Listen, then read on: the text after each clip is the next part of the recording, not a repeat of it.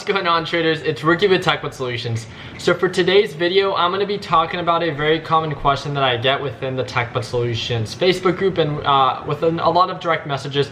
And it's like, Ricky, I make the same mistake every single time. There's so many options of stocks that are supposedly trending, and I always end up making the decision on the wrong stock, or I'm never fully committed on one specific stock. And that's the whole point that we, created that primary pick checklist. It's to, filter out the numerous amounts of options that we have for stocks that we can day trade, and to only focus on the ones that, are in their prime. The ones that are going to be like, the best ones to focus on. So I just wanted to make a very simple video, giving you guys a better understanding on my approach when it comes down to trying to, filter out and only focus on top quality stocks. Understand that, there's always going to be stocks that you're going to try to focus on that you think that meet all your criteria, but are not going to end up actually performing the way that you expected. Understand that that's inevitable, and that's, always most likely going to happen from one time to another. But the best way to be able to make sure that you only invest in the top quality stocks is for you to create a certain criteria list that every stock has to meet before you invest in them, especially for those that are swing traders and even those that are day traders. So there's two different approaches when it comes down to day trading. There's like the technical side, and then there's also the momentum side. So a lot of momentum traders end up not necessarily trading on much of fundamentals, but more on kind of like catalysts that are directly correlated to volume and critical points and critical breakouts that lead to huge just spikes. And because of those spikes, if you end up jumping in before a majority of the other people do, then you get to ride it up, and you get to lock in, and sometimes enormous amounts of profit. The approach that I take is a little bit more, I think, conservative. It's a little bit easier to understand. The profits aren't enormous, right, like a lot of momentum traders, but I think consistently it's a lot easier for people, especially that are starting out, can actually understand. If it's not, then I 100% understand that, then you're more of a momentum trader, more of a swing trader. But I hope this video kind of elaborates a little bit more on how I try to focus on only top quality stocks, and that it's okay if you end up investing in a stock that did not, perform the way that you expected it to, but understand the importance of, if you planned out a certain stock to be a day trade, then within the end of the day, if it still did not perform the way that you expected it to, it still should be within the margin of where you bought or where you planned on selling. You should either lock in profits or cut losses, because if you hold that stock because it didn't perform the way that you expected it to, and you don't want to use your day trade, and then you end up holding that stock overnight, and then it breaks that support because you held it overnight, there's nothing that you can do. And if it breaks or opens way below than the original price that you purchased that, you're gonna be so far down in the red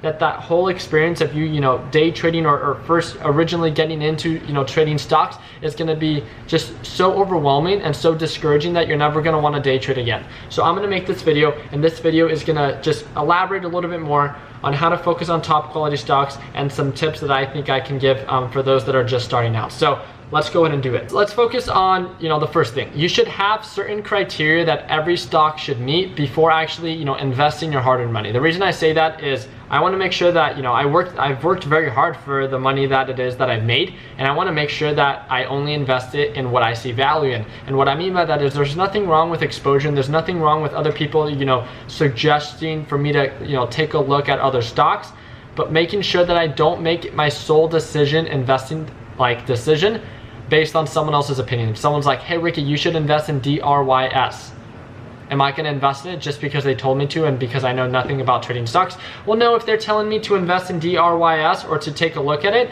then I should at least have some knowledge on what it is that I'm looking for in a stock. And let me explain that for you guys. For those that don't know really anything about trading stocks, the whole point is to buy low and sell high, right? Especially if you're day trading it and not shorting it, right? So understanding that, one of the things that you want to focus on is being able to identify the support and then the resistance. The support and resistance is a margin of potential profit, and the best way to do it is, I think, being able to set up a plan.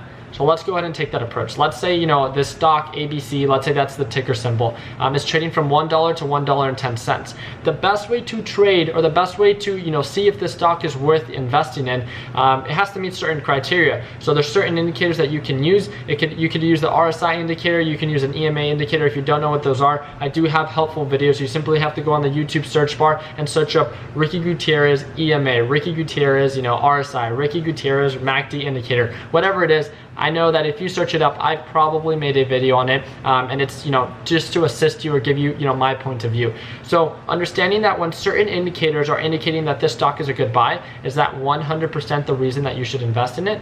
No. Again, go back to the fundamentals and understand the importance of support and resistance. And if the stock usually, you know, bounces at $1 and peaks out at $1.10, it has, you know, a support at $1 and then a resistance at $1.10. So it has a 10-cent profit margin, which is 10% if it's a $1 stock. Now that's great. That's huge margin. So how is it that I can plan out, you know, a successful day trade? Well, understanding that it's made the movement from $1 to $1.10 all within one day, then I can make the assumption that, you know, once it gets down to, you know, $1, then it's most likely going to bounce. Does it mean that it's going to bounce 100%? No, and that's why it's so important to set up a plan.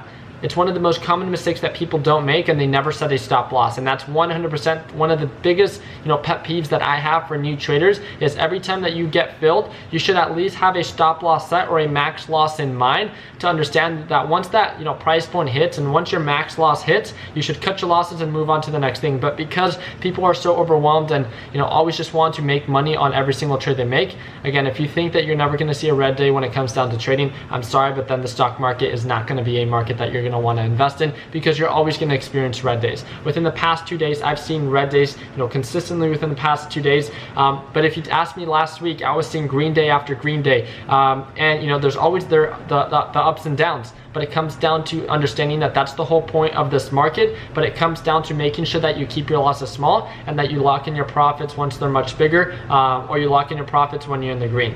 So let's go ahead and go back to the mechanics. So when it comes down to making sure you focus on top quality stocks, you want to make sure that you understand the margins for profit. So once you understand the margin for profit, so let's say you have, you know, 10 stocks in your watch list, and then each stock you perform your technical analysis, which you should be doing every night before you actually day trade that specific stock. So let's say you went through those 10 stocks within your watch list and you saw that some stocks had 1% potential for profit, some had highs of, you know, 15%. Therefore, you want to focus on the stocks that see the most potential for profit and that meet your certain criteria. So therefore, I would suggest, based on my experience and based on what's helped me, to try to focus on about 2 to 3 stocks at most right before the market opens on the following day, and making sure that no matter what everyone else is talking about, if you really want to do well, you want to make sure that you only focus on the stocks that you see value in and that you don't overwhelm yourself with other people's opinion. And I think that can be very difficult for people to do, especially because of our group chats. I know we have thousands of people within that group chat,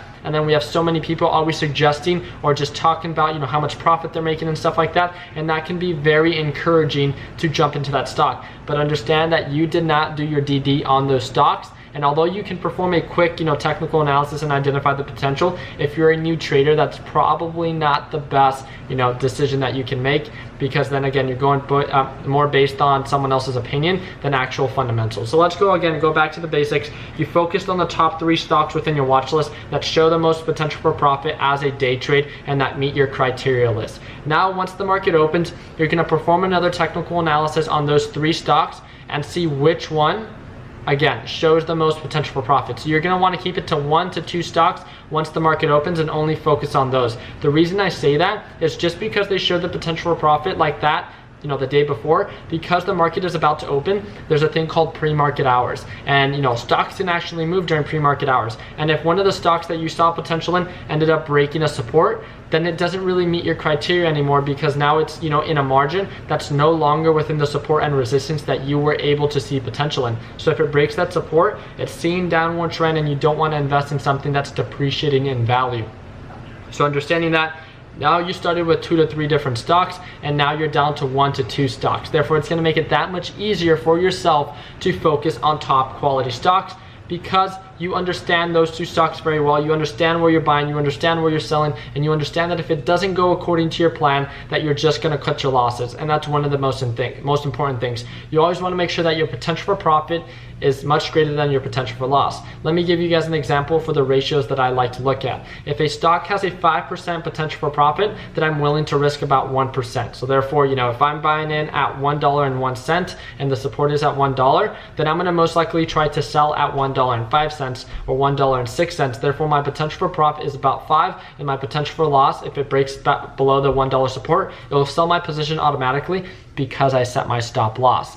Understand the importance of setting a stop loss, and understand the importance of making sure you only trade stocks that show greater potential for profit than they do potential for loss. At least that's the approach that I like to take. I think it's very easy once you get the whole mechanics down of being able to identify potential, making sure that that stock that you're going to be focusing on meets your criteria, and then once it does, you simply, wait for the market to open, make sure that it sticks to your plan. Once you identify the bounce and once you identify it to start showing signs of upward momentum, then you can go according to your plan. You can buy, then you can try to sell at or near the resistance, and then you can try cutting losses if it breaks below the support, or at least have your stop loss set, making sure that you have a stop loss. I know it's not the most encouraging thing, especially if it's going to be your first day trade and you experience a red day, but just know that it's all part of the game, and the best way to be able to overcome those red days is to learn, from your mistakes, learn from what you did wrong or what you could have done better.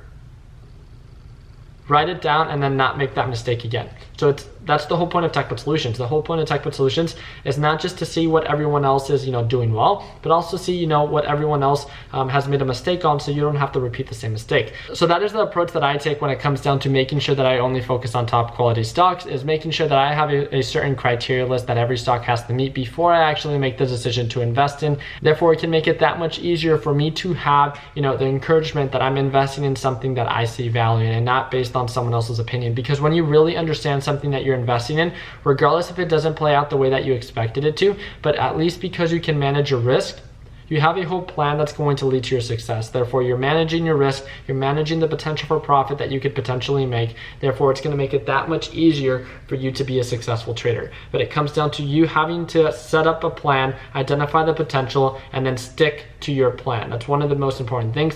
Make sure that you don't dedicate all this work and then just throw it away and not lock in profits, or because you got greedy, or end up not cutting losses because you got emotional. Understand that it's so important to stay consistent and stick to your original plan. But that's really just it. I hope you guys found this video helpful. I know I haven't filmed a helpful video like this in quite a while. I just kind of wanted to refresh your guys' memory, especially for all those new traders that are joining us. I usually haven't uploaded. I've been going live a lot more. So if you guys like this video, please feel free to give it a thumbs up. If you guys have any questions or suggestions for helpful videos, leave it down in the comments. And if you guys are not a part of TechBud Solutions already, the link is down in the description, and it is under Facebook group.